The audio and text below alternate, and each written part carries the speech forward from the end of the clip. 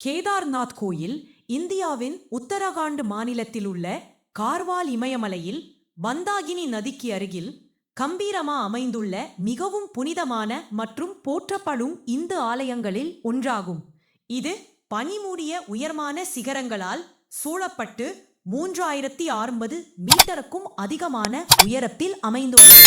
கேதார்நாத்தின் வரலாறு மகாபாரதத்தில் வரும் பாண்டவர்களுடன் தொடர்புடையது. போரில் செய்த பாவங்களுக்கு பிராயச்சித்தம் தேடுவதற்காக அவர்கள் சிவபெருமானின் அருளை நாடினர். அவர்களை தவிர்ப்பதற்காக சிவன் ஒரு காளையின் வடிவம் எடுத்துக்கொண்டு பூமிக்குள் மறைந்தார். பீமன் அந்த காளையின் திமிலை பிடித்த போது அவர்களின் பக்தியால் மகிழ்ந்த சிவன் அவர்களுக்கு மோட்சத்தை அருளினார். கோவிலுக்குள் இருக்கும் தெய்வம் தனித்துவமானது. அது ஒரு பாரம்பரிய லிங்கம் அல்ல, மாறாக ஒரு ஒழுங்கற்ற முக்கோண வடிவ பாறை அமைப்பாகும். இதுவே சிவபெருமானின் சதாசிவ வடிவமான காளையின் தெய்வீக திமிலாக வணங்கப்படுகிறது.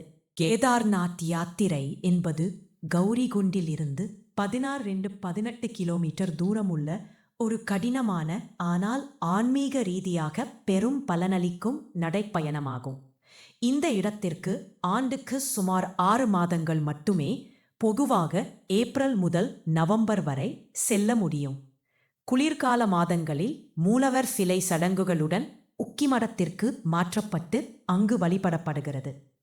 இது ஆழ்ந்த நம்பிக்கையும் இயற்கையின் பிரம்மாண்டமும் சங்கமிக்கும் ஒரு இடமாகும். இது யாத்ரீகர்களுக்கு உண்மையிலேயே ஆழமான மற்றும் மறக்க முடியாத ஆன்மீக அனுபவத்தை வழங்குகிறது.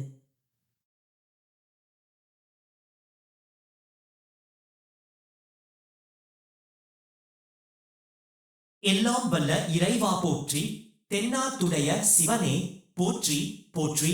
ஓம் நம சிவாய.